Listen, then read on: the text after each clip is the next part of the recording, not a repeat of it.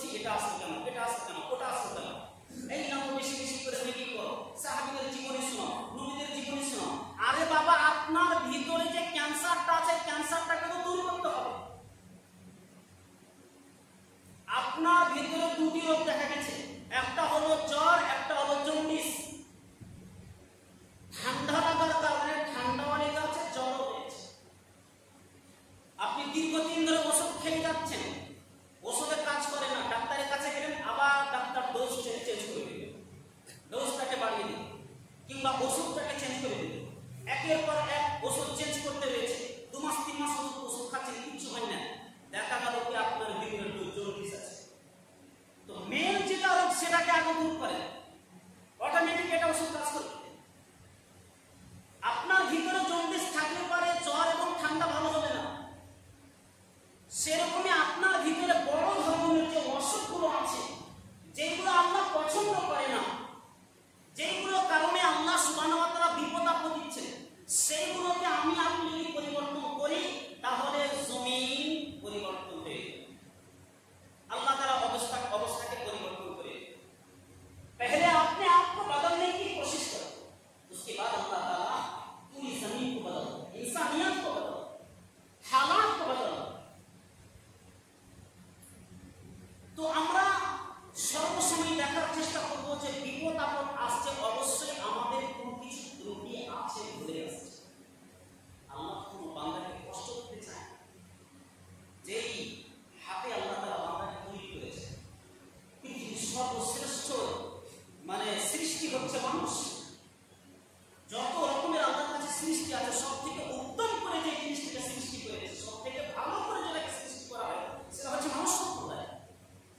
এখন মানুষ কোন জায়গাতে চলে গেছে? সব থেকে নিচু পর্যায়ে চলে গেছে। অন্য অন্য জিনিস থেকে আমরা সব থেকে নিচে চলে গেছি। তাহলে এটা হলো বিপদ আপদ আসা। অন্য জায়গাতে আল্লাহ সুবহানাহু ওয়া তাআলা তিনি বলছেন, ওয়া মা আসাবা মিন মুসিবাতিন ফাবিমা কাতাবাত আইদিকুম, कोई भी परेशानी, कोई भी मुसीबत तुम्हारे ऊपर नहीं आती है, लेकिन इंसान के करतूतों की वजह से तुम्हारे ऊपर परेशानियां आती है, तुम्हारे ऊपर मुसीबत आती है। मा असाबा मिन मुसीबती, কোনো বিপদ আপদ মুসিবত আসে না, কিন্তু মানুষের হাতে কর্মের কারণে আসে।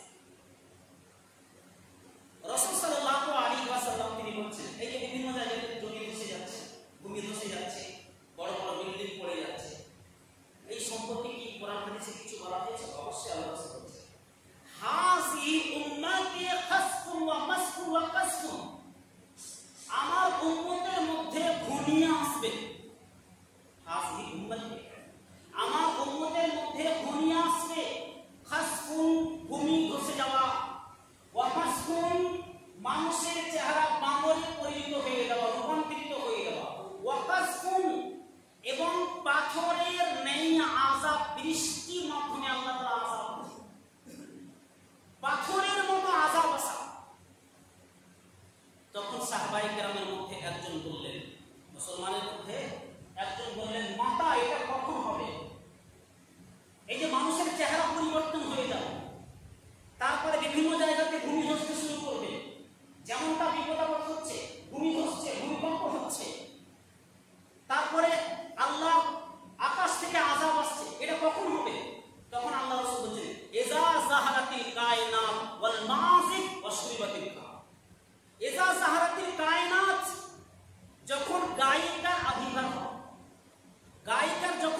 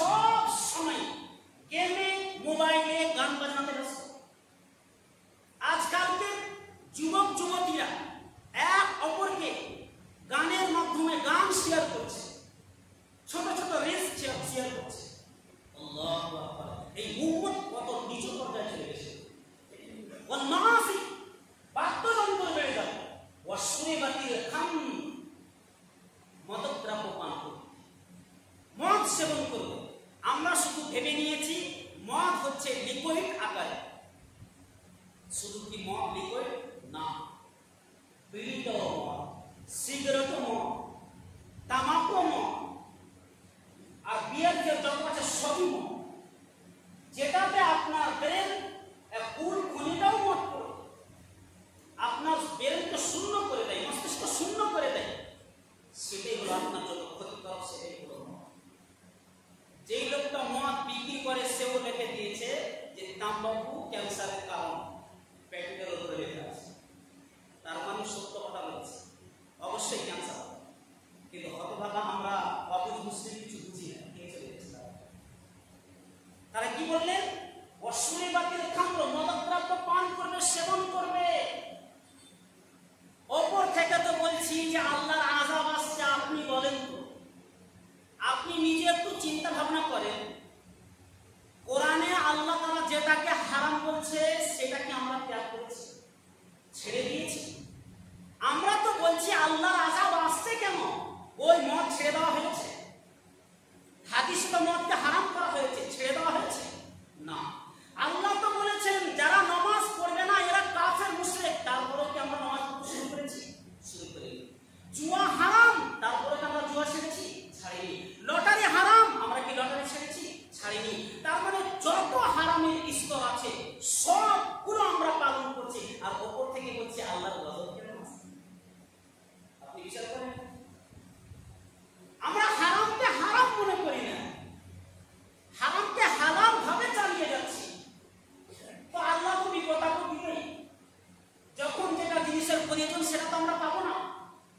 পানির যখন প্রয়োজন তখন পানি পাওয়া যাবে না। যেখানে আল্লাহর রহমত আসার কথা ছিল সেখানে আল্লাহর গজব আসছে। যেখানে বান্দার হাসি, বান্দার মুখে হাসি ফোটা দরকার ছিল সেখানে বান্দা কান্না করছে। তার মানে যেখানে আল্লাহ তাআলা ভালোবাসছেন বান্দাকে সেখানে আল্লাহর ক্রোধ নেমে আসছে, আল্লাহর রাগ নেমে আসছে। তার মানে আমরা হারামকে পরিহার করতে পারি। আসলে এটাকে হারামই মনে করি না, যতগুলো হারাম পর্যায়ে জিনিস আছে। রাসূল সাল্লাল্লাহু আলাইহি ওয়াসাল্লাম তিনি বলেছেন, ইন্না মিন আশরাতিস সাআ আইয়াকিল্লাল ইলম ওয়া ইয়াজহারাল জাহল ওয়া ইয়াজহারাল কতল ওয়া ইয়াজহারাজ জিনা ওয়া তাকসুরুন নিসা। তারপরে রাসূল সাল্লাল্লাহু আলাইহি ওয়াসাল্লাম তিনি বলেছেন, ইন্না মিন আশরাতিস সাআ, কিয়ামতের নিদর্শনের মধ্যে এই জিনিসগুলো পড়বে। কিয়ামতের আলামত, কিয়ামতের পূর্বে আখিরি জামানাতে দুনিয়া ধ্বংস হওয়ার পূর্বে কিছু লক্ষণ দেখা দিবে, যেই জিনিসগুলো আল্লাহ রাসূল সাল্লাল্লাহু আলাইহি ওয়াসাল্লাম তিনি এক এক করে নাম নিয়ে বলেছেন। কি এক এক করে নাম নিয়ে বলেছেন? রাসূল সাল্লাল্লাহু আলাইহি ওয়াসাল্লাম তিনি বলেছেন, আইয়াকিল্লাল ইলম, ইলম কমে যাবে, জ্ঞান কমে যাবে, কোরআন হাদিস থেকে উঠিয়ে নেওয়া হবে, জ্ঞান কমে যাবে। যখন এই কথা বললেন তখন জিয়াদ বিন লাবিদ রাদিয়াল্লাহু তাআলা আনহু আল্লাহ রাসূল সাল্লাল্লাহু আলাইহি ওয়াসাল্লামকে বললেন, হে আল্লাহর নবী, কিভাবে ইলম কমে যাবে, কিভাবে কোরআন হাদিসের জ্ঞান কমে যাবে? আমরা কোরআন শিখছি, আমরা নিজে কোরআন শিখছি, আমরা আমাদের ছেলে মেয়েদের কোরআন শিক্ষা দিই, আমার ছেলে মেয়েরা তাদের ছেলে মেয়েদের শিক্ষা দিবে, তারা তাদের ছেলে মেয়েদের শিক্ষা দিবে। তার মানে এরকম একটা সিলসিলা কিয়ামত পর্যন্ত জারি থাকবে, এটা ধারাবাহিকতা থাকবে, কন্টিনিউ চলতে থাকবে কিয়ামত পর্যন্ত। তখন রাসূল সাল্লাল্লাহু আলাইহি ওয়াসাল্লাম তিনি বলছেন, আমি তোমাকে মদিনার সবথেকে বুদ্ধিমান ব্যক্তি মনে করতাম। জিয়াদ বিন লাবিদ রাদিয়াল্লাহু তাআলা আনহুকে আল্লাহ রাসূল বলছেন যে মদিনার মধ্যে সবথেকে তোমাকে আমি বুদ্ধিমান মনে করতাম।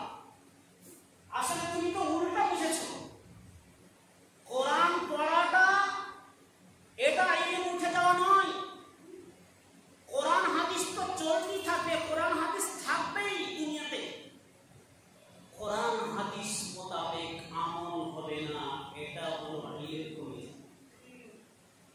কোরআন হাদিস মোতাবেক আমল হবে না, কোরআনকে মেনে চলবে না, কোরআনের কথা অনুযায়ী চলবে না। বলেন তো কোন জিনিসটাতে আমরা কোরআন হাদিসকে মেনে চলছি? একটা প্রমাণ দেখান, পারবেন দেখাতে? পারবেন। কেন? সুন্নাত অনুযায়ী আমরা চলছি না, কোরআন হাদিস অনুযায়ী আমরা চলছি না। তো রাসূল সাল্লাল্লাহু আলাইহি ওয়াসাল্লাম তিনি বলছেন যে আমি তোমাকে মদিনার সবথেকে বুদ্ধি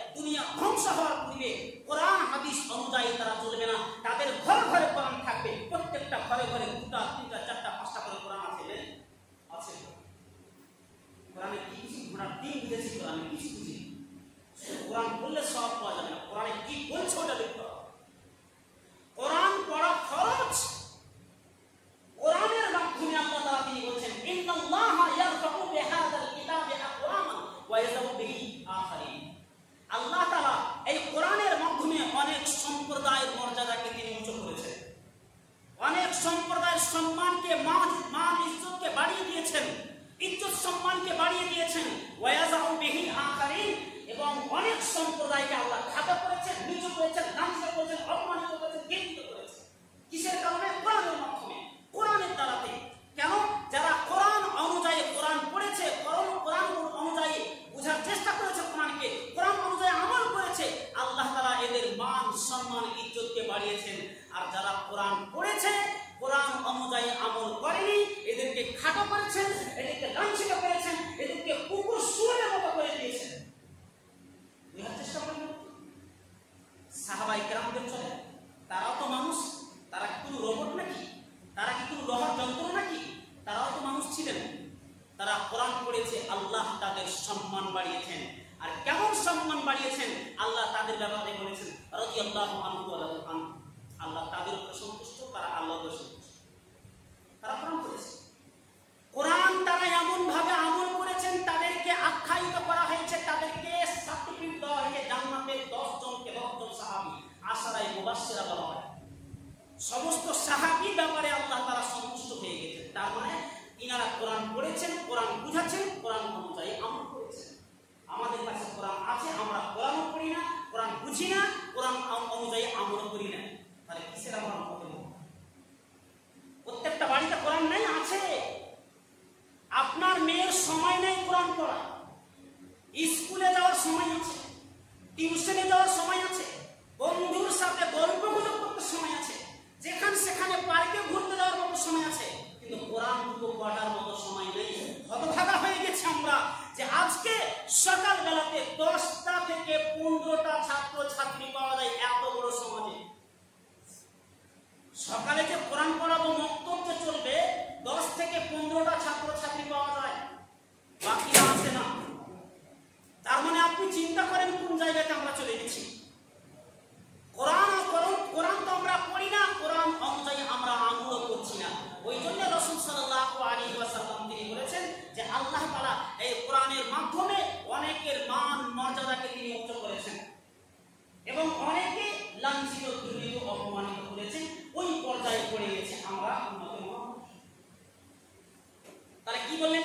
আইয়াকিল্লাল ইলম উঠে যাবে, ইলম কমে যাবে। ইলম কমে যাওয়ার মানে হচ্ছে যে কোরআন পড়া হবে না, কোরআন নিয়ে গবেষণা করবে না। একটা লোক বলেন তো যে আমি কোরআনের অর্থ বুঝি। নামাজ তোমরা অনেক লোক পড়তে আসে, আলহামদুলিল্লাহ রাব্বিল আলামিন থেকে এবার সওয়ালি সূরা ফাতিহা, এই সূরা ফাতিহা পুরোপুরি মানে করা যাবে ইল্লা মাশাআল্লাহ, দুই একটা হতে পারে যারা একটু বোঝার চেষ্টা করে। বাংলাও বুঝি না, আরবিও বুঝি না, কিছু বুঝি। যেই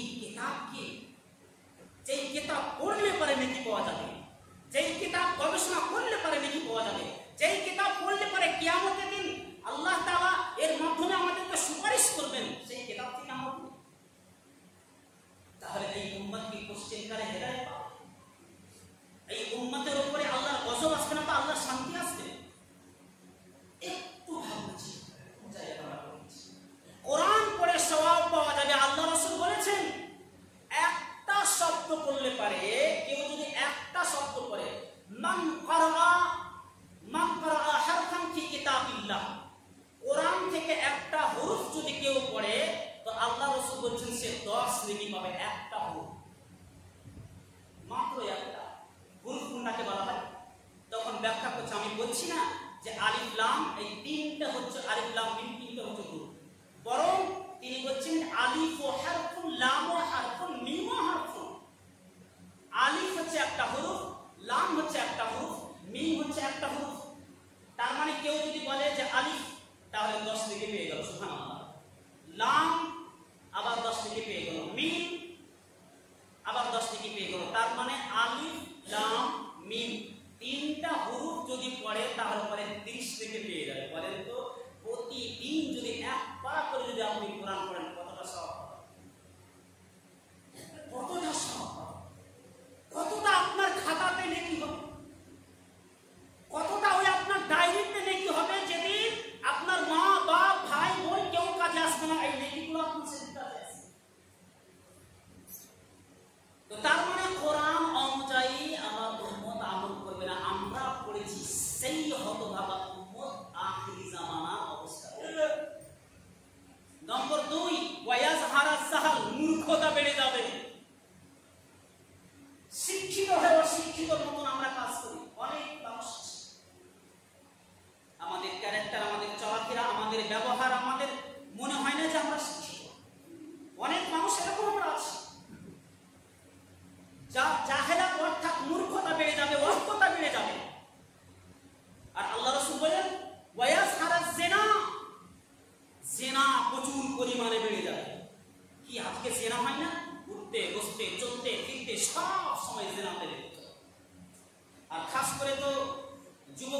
ছেড়ে দিলাম, আজকালকে বিয়ে যারা আছে, বিয়ে শাদী যারা করে নিয়েছেন অলরেডি, বিবাহিত মানুষ পর্যন্ত আজকে জিনাতে লিপ্ত। বিভিন্ন জায়গাতে কাজে গিয়ে তারা জিনাতে লিপ্ত হয়ে যাচ্ছে। তারা এই জঘন্য একটা কাবিরা গুনার মতন কাবিরা গুনাহ করে বসেছে। চিন্তা করেন কোন জায়গায় আমরা আছি।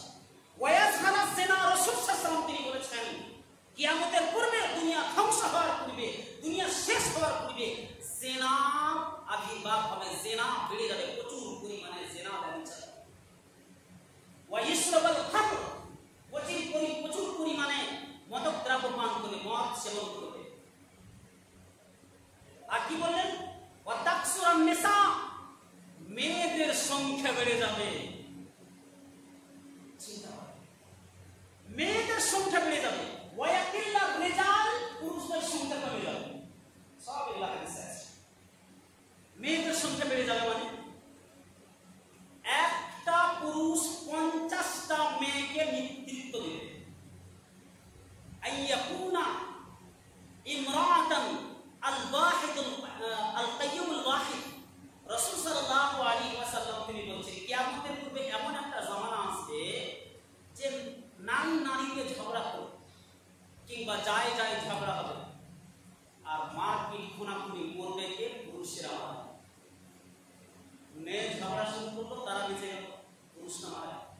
কত এইভাবে হচ্ছে। রাসূল সাল্লাল্লাহু আলাইহি ওয়াসাল্লাম তিনি এটাই বুঝতে চেয়েছেন।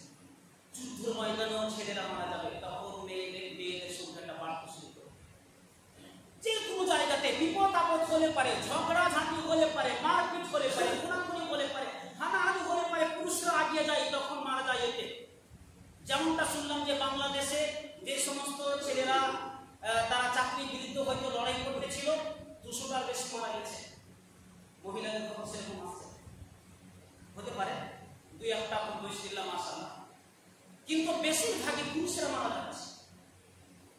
ওই জন্য আল্লাহ রাসূল বলেছেন যে একটা পুরুষ 50টা মেয়েকে, আল-50 ইমরাতান আল-কাইয়্যুম আল-ওয়াহিদ, 50টা মেয়েকে নেতৃত্ব দেবে। এই ছেলেটা যখন দেখবে যে আমার তো বাঁচার কোনো রাস্তা নেই, তখন গাছের উপরে উঠে পড়বে। কিয়ামতের পূর্বে এরকম ঘটনা। ওই পুরুষটা যখন পেশাব করবে, তখন ওই নারীগুলো তার পেশাব পান। এখন জঘন্য, এমন একটা জঘন্য পরিস্থিতিতে আমরা পৌঁছে যাবো কিয়ামতের পূর্বে। রাসূল সাল্লাল্লাহু আলাইহি ওয়াসাল্লাম বলেছেন।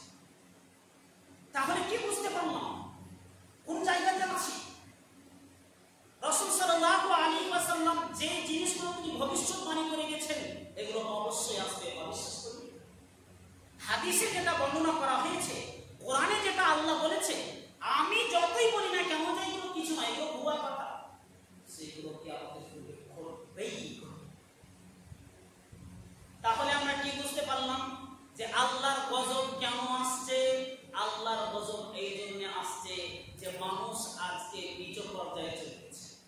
আজকে আল্লাহ সুবহানাহু ওয়া তাআলাকে আমরা ভুলে গেছি।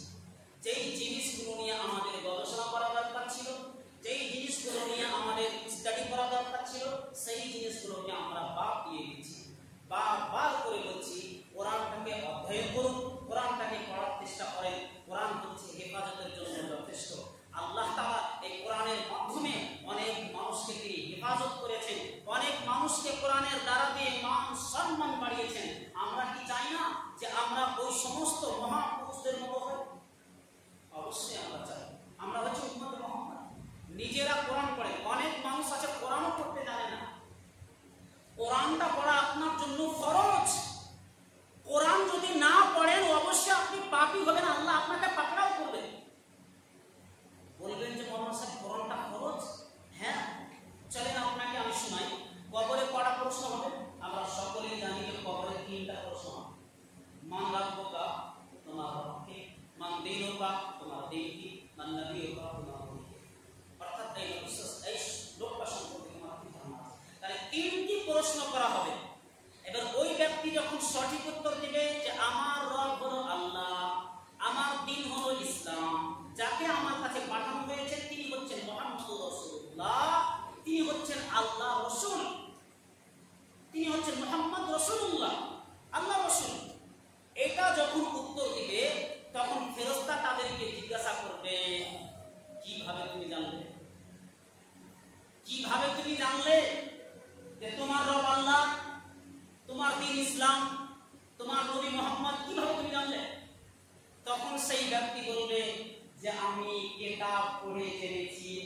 আল্লাহর কোরআন পড়ে, আমি আল্লাহর কোরআন মোতালা করে, আমি আল্লাহর কোরআন পড়ে, কোরআন বুঝে আমি জানতে পেরেছি, এটা তার উত্তর আসবে। এখান থেকে বুঝা গেল কি কোরআন পড়তে হবে, সকলকে করতে হবে। যতগুলো পৃথিবীতে আসমানি কিতাব ছিল সমস্ত কিতাবকে আল্লাহ তাআলা উঠিয়ে নিয়েছেন। কোন কিতাবের উপরে আমরা আমল করতে পারি না। এমনকি এখনো 3টি কিতাব বৈশিষ্ট্য রয়েছে, 3টি কিতাব এখনো আছে, তাওরাত, ইনজিল, জাবুর। তাওরাত, ইনজিল, জাবুরের নিয়ম কানুন আমরা মানতে পারব না। আমরা হলাম শেষ নবীর উম্মত, আমাদের কর্তব্য হবে কোরআনকে ফলো করা। কোরআন পড়েন, আমল করেন, বাচ্চাদের আপনি শিক্ষা দেন। কোরআন শুধু শিখলে হবে না, এর অর্থ পর্যন্ত আপনাকে বুঝতে হবে। ওই জন্য বিভিন্ন রকম ভাষাতে কোরআন বেরিয়ে গেছে, বিভিন্ন ভাষাতে বেরিয়ে গেছে। রাসূল সাল্লাল্লাহু আলাইহি ওয়াসাল্লাম তিনি বলেছেন, মান তাআল্লামাল কুরআনা ওয়া আল্লামাহু, সব থেকে উত্তম ব্যক্তিকে যারা, সব থেকে উত্তম ব্যক্তি মানে যতগুলো ব্যক্তি আছে সব থেকে উত্তম ব্যক্তি হলো কি, মান তাআল্লামাল কুরআনা ওয়া আল্লামাহু, যেই ব্যক্তি নিজে কোরআন শিখে অপরকে শিক্ষা দেয়, এই ব্যক্তি হলো সব থেকে উত্তম।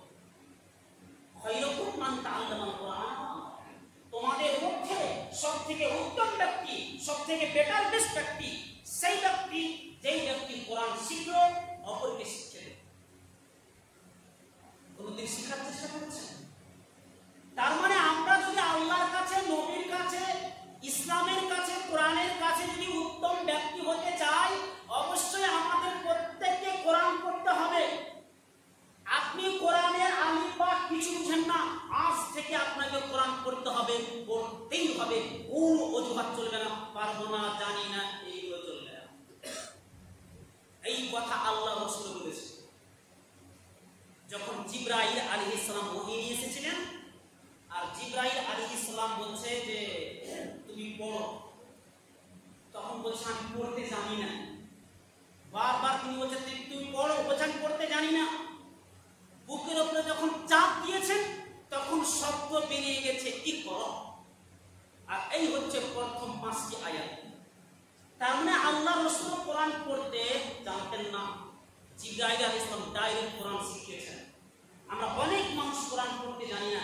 আপনাদের তো সৌভাগ্য যে প্রত্যেকটা মসজিদে ইমাম সাহেব আছে। ইমাম সাহেবের কাছে যদি মসজিদে না আসতে পারছেন, লজ্জা লাগছে, তাদেরকে বাড়ি রেখে টিউশনি হিসেবে পড়াতে পারেন। আরো অন্যান্য যে সমস্ত যারা কোরআন শিখে ইমামের কাছ থেকে শিখে নিয়েছে অলরেডি, তাদের কাছ থেকে পড়তে পারেন। আপনার মেয়ে কোরআন শিখে বসে আছে, তার কাছ থেকে শিখতে পারেন। আপনার ছেলে কোরআন পড়তে জানে, তার কাছ থেকে শিখতে পারেন। কিন্তু আপনাকে কোরআন শিখতেই হবে, না শিখলে আপনি পাপী। কোরআন হচ্ছে উম্মতে মুহাম্মাদের জন্য, হেদায়েতের জন্য যথেষ্ট। শাহরুর রমাদাল্লাযী উনজিলা ফীহিল কুরআন হুদাল লিন-নাস, এই কোরআন রমজান মাসে আল্লাহ তাআলা অবতীর্ণ করেছেন, আর এটা মানুষের হেদায়েতের জন্য অবতীর্ণ করেছেন। যতদিন পর্যন্ত আমি আপনি কোরআন না পড়ব, কোরআন না বুঝবো, কোরআনের উপরে আমল না করব, ততদিন পর্যন্ত আমি আপনি হেদায়েত পেতে পারি না। সেফটির জন্য কোরআন পড়তে হবে। কোরআন যদি আমরা আমল